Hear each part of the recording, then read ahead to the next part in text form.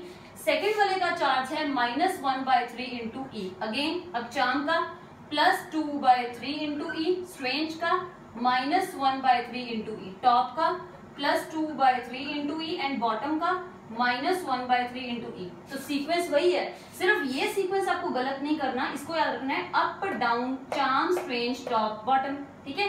Replica, जैसे up का opposite word down, charm का ऑपोजिट वर्ड स्ट्रेंज, टॉप का ऑपोजिट वर्ड क्या चलना है, बॉटम।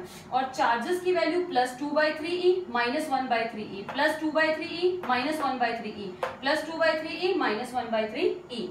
अब मैंने एंटी क्वार्क अभी आपको समझाया। एंटी क्वार्क मींस उसका रेप्लिका है, चार्ज की वैल्यू सेम है, मास भी सेम है, सिर्फ चार्जेस के साइंस का फर्क आना है।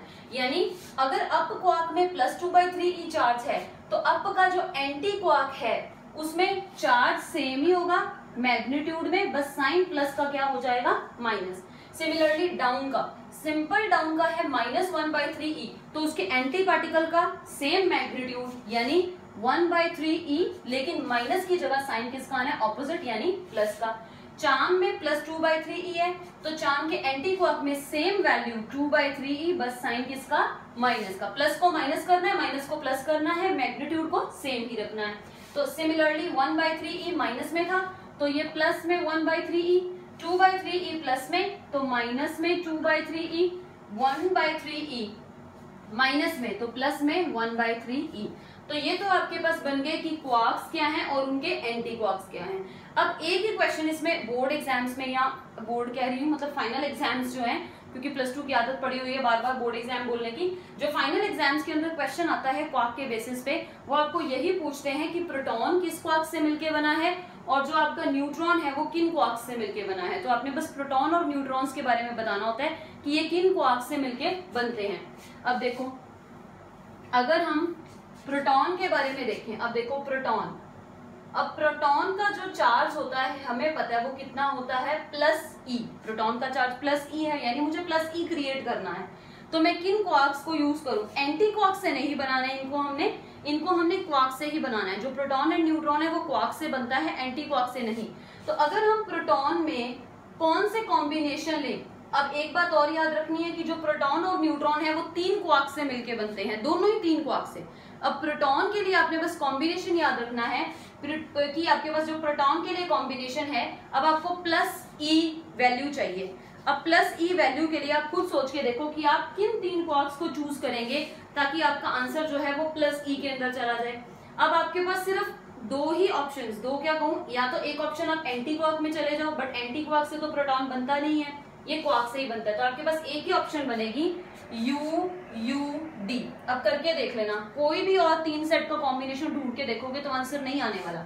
यू यू डी का मतलब क्या है, 2 अप क्वार्क लेने हैं, यानी एक प्रोटॉन जो है वो 2 अप क्वार्क से बनता है, यानी 2 तो हमने अप क्वार्क्स लेने हैं, 2 अप क्वार्क्स प्लस 1 जो है वो हमने क्या लेना है, डाउन क्वार्क लेना है।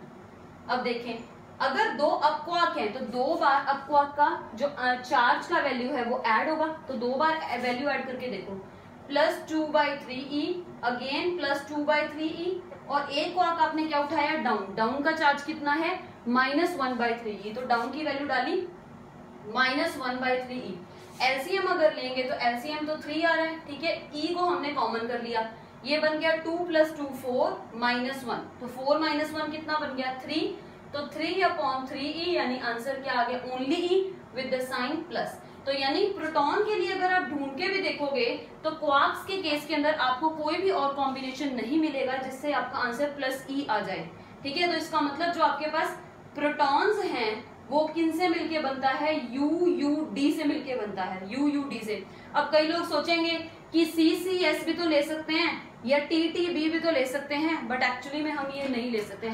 ऑल्दो कि चार्म क्वार्क में भी +2/3e ही है वैल्यू और s में -1/3e ही है वैल्यू, लेकिन जो असल में प्रोटॉन होते हैं, अब ये डीप कॉन्सेप्ट है, असल में इनमें कलर्स भी होते हैं कि अगर हम प्रोटॉन्स में चले जाते हैं या हम न्यूट्रॉन में चले जाते हैं तो इनका एक स्पेसिफिक कलर होता है। अगर हम देखें ध्यान से तो up down charm strange top bottom में अप का चार्ज भी +2/3e है, चार्म का चार्ज भी +2/3e है और टॉप का भी +2/3e है।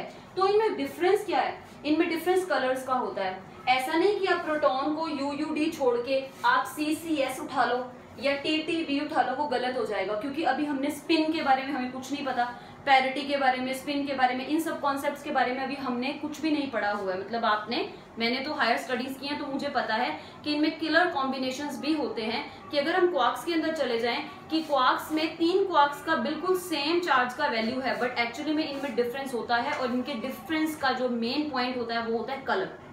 एक स्पिन के अंदर भी हम इनकी बात करें, स्पिन के कॉन्सेप्ट से भी समझ सकते हैं। तो ऐसा कभी भी नहीं आप करेंगे कि प्रोटॉन को आप CCS उठा ले या TTB उठा ले, that is a wrong thing. अभी आपको सिर्फ ये याद रखना है कि प्रोटॉन जो है वो सिर्फ UUD से मिलके बना है। Why UUD is chosen, that is because of the colour combination, ठीक है, क्योंकि क्वार्क्स जो है वो डिफरेंस उनमें होता है, कलर्स के रिगार्डिंग डिफरेंस होता है। तो इस चीज को आपने याद रखना है कि आपने कोई और कॉम्बिनेशन नहीं लेना, ठीक है। तो पहला क्वेश्चन तो आपका यही बनता है कि प्रोटॉन किन 3 क्वार्क से मिलके बना है, तो that is UUD, up and down ही लेने। दूसरा क्वेश्चन हमारे पास बनता है कि न्यूट्रॉन किन क्वार्क से मिलके बना है। अगर हम न्यूट्रॉन के बारे में बात करें, अब प्रोटॉन को ही मैं चेंज कर देती हूँ न्यूट्रॉन के अंदर, कि अगर न्यूट्रॉन की बात हम करते हैं, न्यूट्रॉन, अब न्यूट्रॉन की बात करें तो न्यूट्रॉन का जो चार्ज का वैल्यू होता है वो कितना होता है, 0, क्योंकि न्यूट्रॉन जो होता है that is a neutral particle. अब न्यूट्रॉन किन क्वार्क से मिलके बना है वो देखना है हमने। अगर न्यूट्रॉन न्यूट्रल पार्टिकल है तो न्यूट्रॉन में हमें कॉम्बिनेशन 2 3 4, अगेन न्यूट्रॉन भी 3 क्वार्क से मिलके बना है और प्रोटॉन भी 3 क्वार्क से मिलके बना है, और प्रोटॉन और न्यूट्रॉन दोनों के केसेस में हमने अप एंड डाउन को ही यूज करना है और किसी को यूज नहीं करना। तो अगेन अगर हम इनके कॉम्बिनेशन को ही यूज करेंगे तो हमें ऐसा कॉम्बिनेशन लेना पड़ेगा ताकि टोटल आंसर ऐड होने के बाद हमारे पास क्या हो जाए, 0। तो हमें दिख भी रहा है कि अगर हम एक अप उठाएं और 2 बार डाउन उठा लें, यानी अगर हम न्यूट्रॉन के लिए कॉम्बिनेशन UDD उठा लें, अगर ये वाला कॉम्बिनेशन उठा के देखें न्यूट्रॉन के लिए, दैट इज UDD।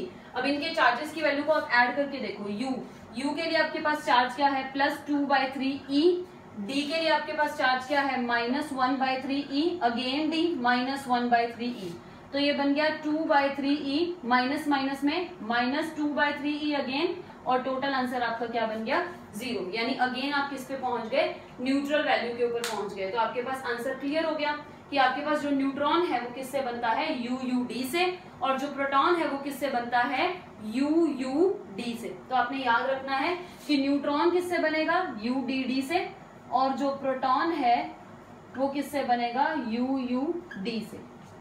अब अगर इलेक्ट्रॉन की बात करें तो इलेक्ट्रॉन का आई सजेस्ट कि आप खुद ट्राई करें। बस आपको हिंट दे देती हूँ कि इलेक्ट्रॉन के लिए आपने U और D को ही यूज करना है, बट अब आप किस पे चले जाओगे, एंटी पार्टिकल्स के ऊपर।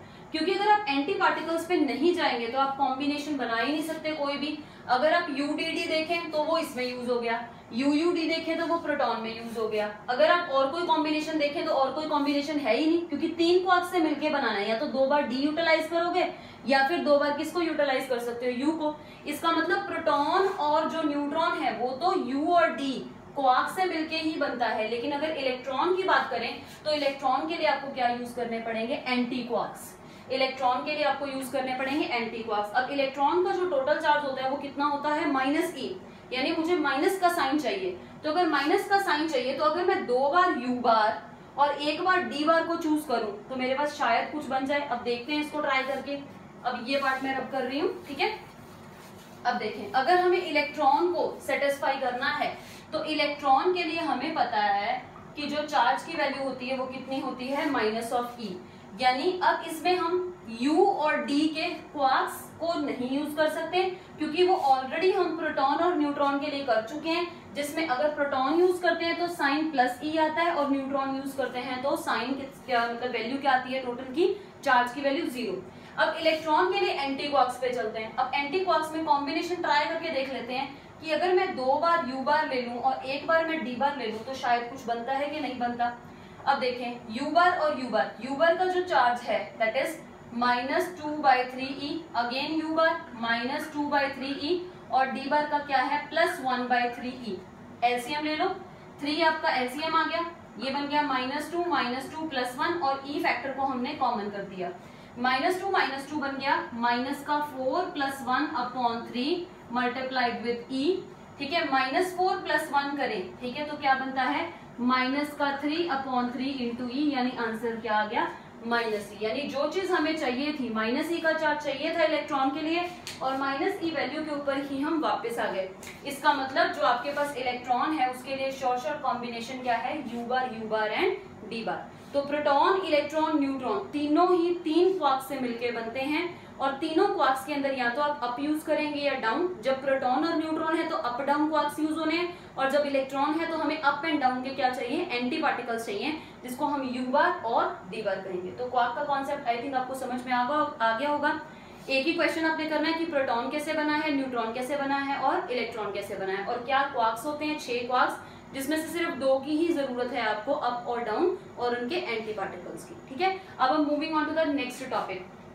अब नेक्स्ट टॉपिक में हमने जो है 4 टाइप की फोर्सेस हम पढ़ चुके हैं कि 4 टाइप की फोर्सेस आपके पास कौन कौन सी एग्जिस्ट करती हैं, जिसमें सबसे पहली फोर्स मैंने आपको बताई थी that was the gravitational force, ठीक है। सेकेंड टाइप की फोर्स हमने की थी फिर इलेक्ट्रोमैग्नेटिक फोर्स, थर्ड टाइप पे हम चले गए थे स्ट्रॉन्ग न्यूक्लियर फोर्स के ऊपर, और फोर्थ जो फोर्स हमने की थी that was your weak nuclear force. और मैंने वीक न्यूक्लियर फोर्स आपको बताया था कि वीक न्यूक्लियर फोर्स होती है जब भी रेडियो एक्टिव डिके होता है, तो during the radioactive decay जो भी कॉन्स्टिट्यूएंट पार्टिकल्स निकलते हैं, उन कॉन्स्टिट्यूएंट पार्टिकल्स के बीच में भी आपस में एक अट्रैक्टिव फोर्स होती है, और उसी फोर्स को हम क्या कहते हैं, वीक न्यूक्लियर फोर्स। तो वीक न्यूक्लियर फोर्स एग्जिस्ट करती है during the radioactive decay. अब हमने स्ट्रेंथ्स भी इनकी पढ़ी थी कि स्ट्रेंथ्स की वैल्यूज क्या होती हैं, और हमने इनकी रेंज के बारे में भी डिस्कस किया था। अब हमने एक टेबल बनाना है, वो टेबल इसलिए बनाना है क्योंकि कई बार रिलेटिव स्ट्रेंथ का क्वेश्चन जो है वो 1 मार्क्स के अंदर पूछ लिया जाता है कि what is the relative strength of this particular type of the force. तो अगर आपके पास एक टेबल होगा और आपको वैल्यूज याद होंगी तो आप वो सारी वैल्यू से कंपैरिजन करके आपस में पता कर सकते हैं कि किसकी रिलेटिव स्ट्रेंथ किस तरीके से मूव करती है।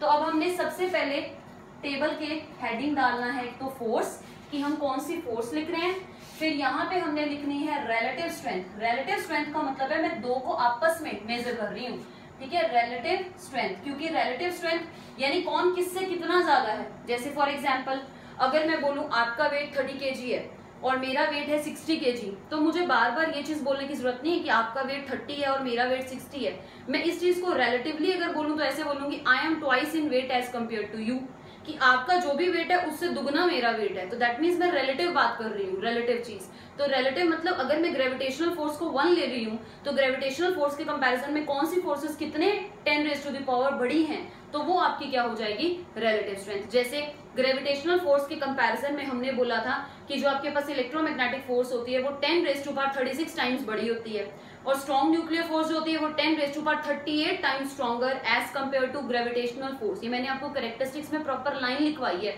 आप उस लाइन को रीड करें आराम से, कि अगर आप ग्रेविटेशनल फोर्स को 1 लेते हैं तो आपकी जो इलेक्ट्रोमैग्नेटिक फोर्सेस हैं वो 10⁻36 टाइम्स बड़ी हो जाती है ग्रेविटेशनल फोर्स से, और जो आपके पास स्ट्रॉन्ग न्यूक्लियर फोर्स है वो 10⁻38 टाइम्स बड़ी है as compare to gravitational force. यानी जो भी ग्रेविटेशनल फोर्स की वैल्यू है उससे 10⁻38 टाइम्स आपकी इलेक्ट्रोमैग्नेटिक फोर्स बड़ी है, और जो स्ट्रॉन्ग न्यूक्लियर फोर्स है वो ग्रेविटेशनल फोर्स से 10⁻38 टाइम्स बड़ी है।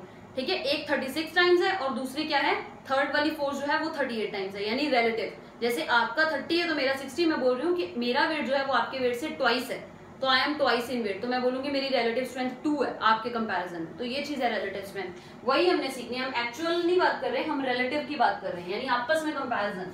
तो रिलेटिव स्ट्रेंथ देखनी है। उसके बाद थर्ड कॉलम हमने किसका बनाना है, रेंज का।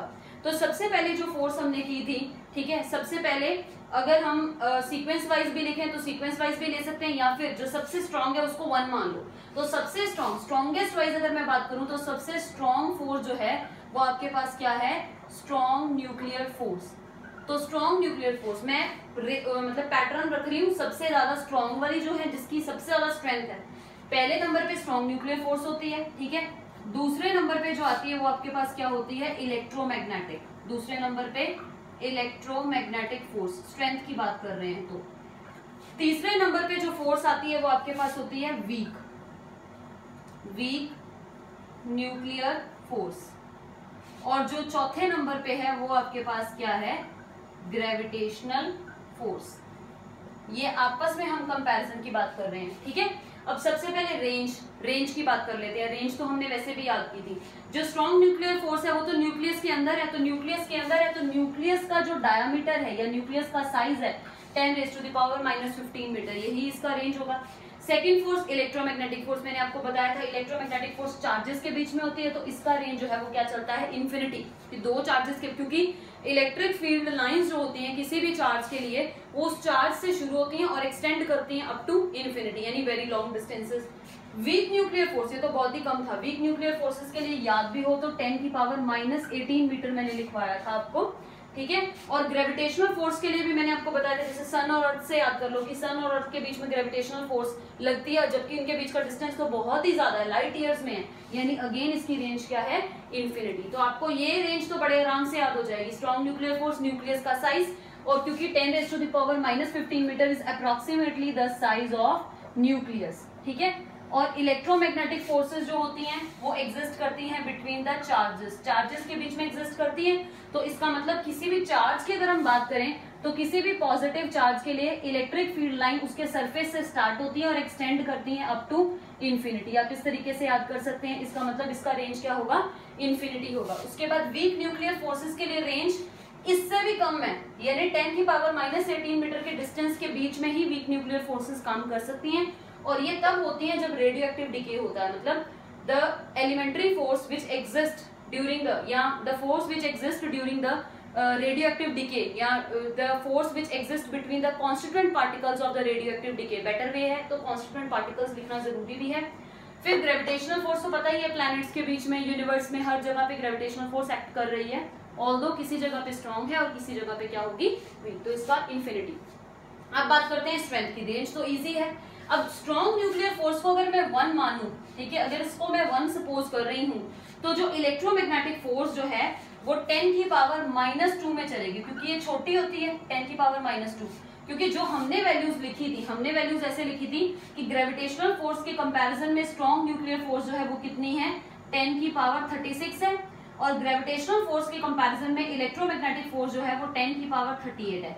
तो अगर मैं इसको 1 सपोज कर रही हूँ तो ये चीज इसके डिनोमिनेटर में चली जाएगी ना, कि अगर आप ग्रेविटेशनल फोर्स को 1 मानते हो, अगर आप ग्रेविटेशनल फोर्स को 1 मानते हो तो स्ट्रॉन्ग न्यूक्लियर फोर्स क्या होगी, 10 की पावर 36 होगी। तो अगर आप इसको 1 सपोज कर रहे हो तो इसकी पावर नेगेटिव में डाल देनी है, ठीक है। और इसको 1 सपोज कर रहे हो तो अगेन अब इन दोनों में 10 की पावर 2 का फर्क है ना, 36 है और 38 में 10 की पावर 2 का फर्क है। और वो भी इलेक्ट्रोमैग्नेटिक फोर्स जो होती है, सॉरी इलेक्ट्रोमैग्नेटिक फोर्स जो है वो 36 थी और ये वाली 38 थी, सॉरी ये गलती होगी क्योंकि स्ट्रॉन्ग न्यूक्लियर फोर्स स्ट्रॉन्ग थी। आप ऐसे भी याद कर सकते हो, अगर आपको कंफ्यूजन लगती है तो आप ग्रेविटेशनल फोर्स को 1 मान लो, वो भी इजी मेथड है। अदरवाइज आप क्या करो, इस तरीके से याद कर लो रिलेटिवली कि स्ट्रॉन्ग न्यूक्लियर फोर्स को 1 माना तो स्ट्रॉन्ग न्यूक्लियर फोर्स से 100 गुना छोटी होती है इलेक्ट्रोमैग्नेटिक फोर्स। सिंपल मतलब कि स्ट्रॉन्ग न्यूक्लियर फोर्स अगर 1 है तो इलेक्ट्रोमैग्नेटिक फोर्स उससे 100 गुना छोटी है। और वीक न्यूक्लियर फोर्स जो है वो 10 की पावर -13 गुना छोटी है। और जो ग्रेविटेशनल फोर्स है वो 10 की पावर -38 टाइम्स छोटी है। बस ये वैल्यूज याद रखनी है, क्योंकि अगर आप इसको 1 सपोज करते हो, देखो अगर आप ग्रेविटेशनल फोर्स को 1 सपोज करते हो तो लिखोगे स्ट्रॉन्ग न्यूक्लियर फोर्स 10 की पावर 38 टाइम्स बड़ी है ग्रेविटेशनल से, अगर ग्रेविटेशनल 1 लेते हो तो। और इलेक्ट्रोमैग्नेटिक फोर्स ग्रेविटेशनल फोर्स से 10 की पावर 36 टाइम्स बड़ी है, तो ऐसे लोगे। और अगेन वीक न्यूक्लियर फोर्स में भी आप पावर कंपैरिजन कर सकते हैं डिवाइड करके। लेकिन अगर आप इसको 1 सपोज करते हैं तो बोलोगे इलेक्ट्रोमैग्नेटिक फोर्स 100 गुना छोटी है, वीक न्यूक्लियर फोर्स 10 की पावर -13 टाइम्स छोटी है और ग्रेविटेशनल फोर्स 10 की पावर -38 टाइम्स छोटी है। किसके कंपैरिजन में, स्ट्रॉन्ग न्यूक्लियर फोर्स के कंपैरिजन में। अदरवाइज आपको कम से कम ये पैटर्न याद होना चाहिए कि किस सीक्वेंस में फोर्स का जो है वो रिलेटिव स्ट्रेंथ चलता है। सबसे ज्यादा स्ट्रॉन्ग या सबसे ज्यादा जोरदार फोर्स जो है वो स्ट्रॉन्ग न्यूक्लियर है। स्ट्रॉन्ग न्यूक्लियर के बाद नंबर आता है इलेक्ट्रोमैग्नेटिक का, उसके बाद नंबर आता है वीक न्यूक्लियर का, उसके बाद नंबर किसका आता है, ग्रेविटेशन का। कम से कम ये पैटर्न तो याद आप रख ही लेना कि मैग्नीट्यूड वाइज कौन सी फोर्स बड़ी है और कौन सी छोटी है। हमने डिक्रीजिंग ऑर्डर में ये पैटर्न लिखा है। तो ये टेबल में आप चाहे ये पुरानी वैल्यूज याद कर लो जो आपको पहले करवाई थी, या फिर आप रेंज तो वही की वही है, या फिर आप ये वैल्यूज याद रख लो। कोई भी एक तरीका याद रख लो और पैटर्न याद रखना सबसे बड़ी कौन सी है और सबसे छोटी कौन सी है। इंक्रीजिंग टू डिक्रीजिंग ऑर्डर में चारों फोर्सेस को सेट करना, ये आपको पता होना चाहिए, ठीक है। अब हम नेक्स्ट टॉपिक पे चलते हैं। नेक्स्ट हमारा है लॉ, वेरियस कंजर्वेशन लॉज, ठीक है। अब हमने कंजर्वेशन लॉज के ऊपर काम करना है। अब देखो बेटा कंजर्वेशन लॉज क्या है। कंजर्वेशन लॉज, लॉ, अब सबसे पहले एक तरह का सिस्टम है जिसको मैं बोलती हूँ, जैसे सबसे बेसिक डेफिनेशन आपको जो बतानी है इसमें, आइसोलेटेड सिस्टम। आइसोलेटेड मतलब जो एकांत में पड़ा हुआ है, अकेला पड़ा हुआ सिस्टम है, आइसोलेटेड सिस्टम। सबसे पहले आपको आइसोलेटेड सिस्टम के बारे में पता होगा तभी हम कंजर्वेशन लॉज को जो है वो प्रॉपर तरीके से डील कर पाएंगे। आइसोलेटेड सिस्टम क्या चीज होती है। आइसोलेटेड सिस्टम का मतलब होता है कि कोई भी सिस्टम है जिसपे कोई एक्सटर्नल फोर्स नहीं एक्ट कर रही, कोई एक्सटर्नल टॉर्क नहीं एक्ट कर रहा, या किसी भी टाइप का फोर्स उस पर एग्जिस्ट नहीं कर रहा। यानी किसी भी सिस्टम को मैं बोलूं रेस्ट पे है या इक्विलिब्रियम में है, या अगर फोर्सेस एक्ट कर भी रही हैं तो नेट फोर्सेस का सम क्या होगा, 0 होगा। तो ऐसे सिस्टम को हम क्या बोलेंगे, आइसोलेटेड। आइसोलेटेड मींस अकेला पड़ा हुआ, एकांत में, कुछ फोर्स नहीं एक्ट कर रही, कोई भी चीज उसके ऊपर एक्ट नहीं कर रही, तो ऐसे सिस्टम को हम क्या कह देंगे, आइसोलेटेड सिस्टम। अब जितने भी कंजर्वेशन लॉज होते हैं, जितने भी कंजर्वेशन लॉज होते हैं वो सिर्फ तभी जो है वो सेटिस्फाई हो पाएंगे जब सिस्टम आप कंसीडर करोगे आइसोलेटेड। अब आपके पास जो कंजर्वेशन लॉज में सबसे पहला नंबर आता है that is law of conservation of charge. बड़े इजी से लॉ है, फटाफट इनको पढ़ लेते हैं। Law of conservation of charge, lower classes से भी आप सुनते आ रहे हो कि law of conservation of charge क्या कहता है, कि बड़ी सिंपल सी डेफिनेशन है। जैसे law of conservation of energy तो वैसे ही रटा होगा आपको। Law of conservation of energy means energy can neither be created nor be destroyed but it can be converted from one form into the another, ये बोलते हैं हम। ऐसे ही law of conservation of charge क्या कहता है कि charge can neither be created nor be destroyed, ठीक है। बस यही है, एक ही लाइन करनी है कि चार्ज को आप ना तो क्रिएट कर सकते हैं ना डिस्ट्रॉय कर सकते हैं। इसका मतलब जो रिएक्टेंट साइड पे टोटल चार्ज का आंसर होगा वही टोटल चार्ज प्रोडक्ट साइड पे भी होना चाहिए in any type of the physical और केमिकल रिएक्शन। तो ये law of conservation of charge हो गया पहला लॉ। दूसरा लॉ आपके पास आता है law of conservation of energy. Law of conservation of energy, ठीक है। बस हमने इनको सिर्फ सुनना ही है और क्या डेफिनेशन है आप बुक से आराम से इनको पढ़ के भी याद कर सकते हैं। Law of conservation of energy well known law. Law of conservation of energy क्या कहता है? Energy can neither be created nor be destroyed but it can be converted from one form into the another form. ये law of conservation of energy हो गया। जो मैंने बोला है आप आराम से पॉज करके वीडियोस को लिख भी सकते हो अगर आपको लाइन लिखनी है तो, अदरवाइज आपको सिर्फ ये नाम ही पता हो तो भी ये एनफ है, ठीक है। उसके बाद जो थर्ड लॉ होता है that is law of conservation of, एक तो होता है simple energy, law of conservation of energy, एक लॉ है law of conservation of mass energy, ये इंपॉर्टेंट है। Law of conservation of mass energy, क्योंकि अभी तक आपने ये नहीं सुना है। Law of conservation of mass energy क्या कहता है, या +2 के अंदर भी डीपली पढ़ेंगे। ये सिर्फ ये कहेगा कि मास और एनर्जी आपस में इंटरकन्वर्टेबल टर्म्स है, यानी एनर्जी मास बना सकती है और मास जो है वो एनर्जी बना सकता है। ये जो लॉ था या ये जो इक्वेशन थी मास एंड एनर्जी को रिलेट करने की इक्वेशन, ये आइंस्टाइन ने दी थी, जिसका वैल्यू जो होता है आइंस्टाइन इक्वेशन इसको बोलते हैं E=mc²। और ये सिर्फ तभी वैलिड होता है जब आपके पास पार्टिकल्स जो है वो लाइट की स्पीड के रिलेटिव चले, मतलब approachable to speed of the light. कि law of conservation of energy तो आपको पता है, मास एनर्जी नहीं अभी तक पढ़ा। Mass energy means mass and energy are interconvertible. Law of conservation of mass energy states that mass and energy both are interconvertible quantities. That means कि mass can be converted into energy and energy can also be converted into mass, and this law या this equation which converts mass into energy was given by Einstein, और जिसका जो formula है E=mc²। अभी इतना ही करना है क्योंकि आगे जाओगे तो E=mc² के बेसिस पे आपने प्रोसेस पढ़ने हैं इन द कमिंग यूनिट्स। तो अभी आप सिर्फ इतना याद रखो कि आइंस्टाइन की ऐसी कोई इक्वेशन है जो ये कहती है मास और एनर्जी इंटरकन्वर्टेबल टर्म्स है, एक दूसरे में बदला जा सकता है इनको, ठीक है। उसके बाद जो फोर्थ टाइप का आपके पास है वो है law of conservation of linear momentum. Law of conservation of linear momentum. अब लीनियर मोमेंटम आपको अगर याद भी हो, थोड़ा 10th क्लास में पढ़ा हुआ है आपने, लीनियर मोमेंटम को आप P सिंबल से डिनोट करते हैं, P लीनियर मोमेंटम। और P क्या होता है? Product of mass multiplied by velocity. और जो law of conservation of linear momentum है ये सिर्फ तभी वैलिड होता है जब नेट फोर्स जो है किसी सिस्टम के ऊपर, जो नेट फोर्स है वो 0 हो या फोर्स एक्सर्ट ही ना हो रही हो। तो law of conservation of linear momentum is valid only in those systems where the value of net force is equal to 0 या no external force is acting on the system. ये बात बोलते हैं कि ये वाला लॉ सिर्फ तभी वैलिड होता है when no external force acts on system, या फिर कह सकते हैं कि सिस्टम आइसोलेटेड है। आइसोलेटेड सिस्टम में आपको यही बता चुकी हूँ, आइसोलेटेड मतलब जिसके ऊपर, जिस सिस्टम के ऊपर कोई फोर्स नहीं लग रही है या नेट फोर्सेस का आंसर 0 है, तो ऐसे सिस्टम को हम क्या कह देते हैं? Isolated system. वैसे नेट फोर्सेस का आंसर 0 तो इक्विलिब्रियम की कंडीशन आ गई, असल में फोर्स ही ना लग रही हो, एक्सटर्नल फोर्स ना एक्ट कर रही हो, ऐसे सिस्टम को ही हम आइसोलेटेड कह सकते हैं, प्रॉपर मीनिंग अगर इसका ले दो। तो लीनियर मोमेंटम मतलब P = mv, और ये सिर्फ तभी वैलिड होगा when no external force acts on the system। उसके बाद फिफ्थ लॉ जो आता है that is law of conservation of angular momentum। अब एंगुलर मोमेंटम आपने नहीं पढ़ा है। एंगुलर मोमेंटम का मतलब क्या होता है? अब देखो, सबसे पहले तो आपको ये पता होना चाहिए कि लीनियर मोमेंटम और एंगुलर मोमेंटम बिल्कुल एक दूसरे के रेप्लिकास ही हैं। रेप्लिका तो नहीं कह सकते, अलग अलग सिचुएशंस में अलग अलग नाम ही है बस। अब देखो, लीनियर मोमेंटम शब्द जो है वो हम तब यूज करते हैं जब किसी ऑब्जेक्ट के पास ट्रांसलेशनल मोशन हो, ठीक है। और एंगुलर मोमेंटम तब यूज करते हैं जब किसी के पास रोटेशनल मोशन हो। जैसे मान लो कि अगर मैं स्केच की बात कर रही हूँ, ठीक है, अब इस स्केच को मैंने यहाँ से पकड़ लिया, ठीक है, अब सपोज, या मैं मान लो इस स्केच को कोई फोर्स लगा के ऐसे मूव करवा रही हूँ, तो एक जगह से चल के दूसरी जगह पे गया, ठीक है, कुछ ना कुछ इसके पास वेलोसिटी होगी क्योंकि आपने फोर्स लगाई, ये चला, इसके पास वेलोसिटी आई, वेलोसिटी को मास से मल्टीप्लाई किया तो बन गया लीनियर मोमेंटम। अब अगर मैं स्केच को एक तरफ से पकड़ लूं, ठीक है, यहाँ से, और इसके ऊपर मैं इस तरीके से इसको रोटेट करवाना स्टार्ट कर दूं, अब मूव तो ये फिर भी कर रहा है, लेकिन ऐसा मोशन जो है वो ट्रांसलेशनल नहीं है, बल्कि क्या है, रोटेशनल मोशन है। जैसे फैन है, अब कोई सीलिंग फैन जो है वो एक पोजीशन पे, पर्टिकुलर पोजीशन पे ही रहता है, बट रोटेट तो करता है ना।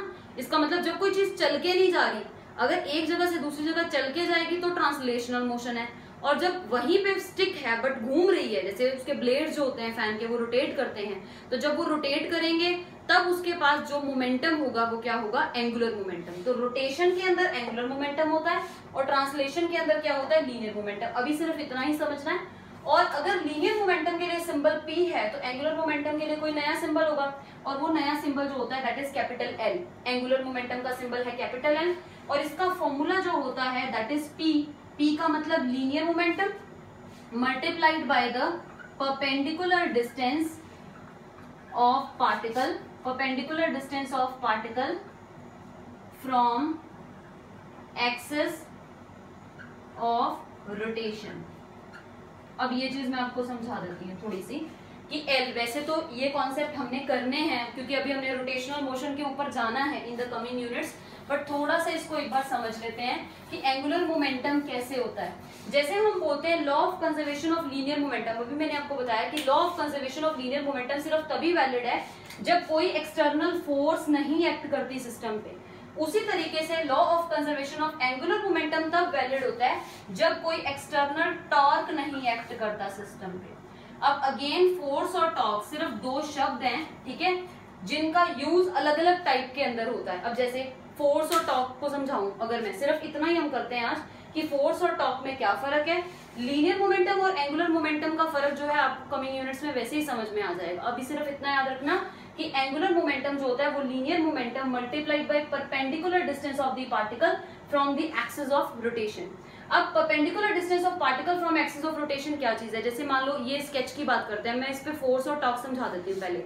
अब इस स्केच के ऊपर अगर मैं इसको ऐसे पुश करूं, ठीक है, मैंने ऐसे पुश किया, ठीक है, अब ये मैंने फोर्स लगाई है क्योंकि जब मैंने ऐसे इसको पुश किया तो इस जगह से हिला और ये ट्रांसलेट होके आगे चला गया, यानी that means force which produces a translational motion, वो फोर्स है।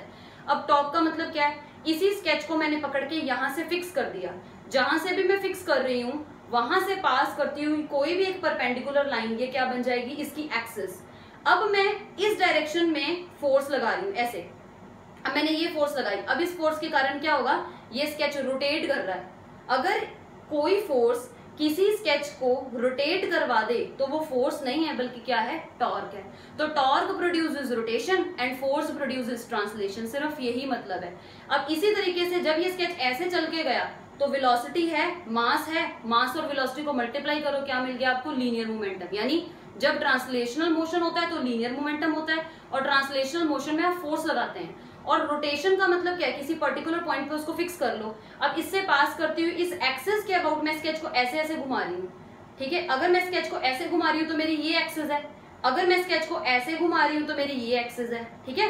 मतलब जिस एक्सिस के अबाउट स्केच घूमेगा, अगर स्केच ऐसे घूमेगा तो उसके सेंटर से पास करती हुई ये वाली लाइन उसकी एक्सिस होगी।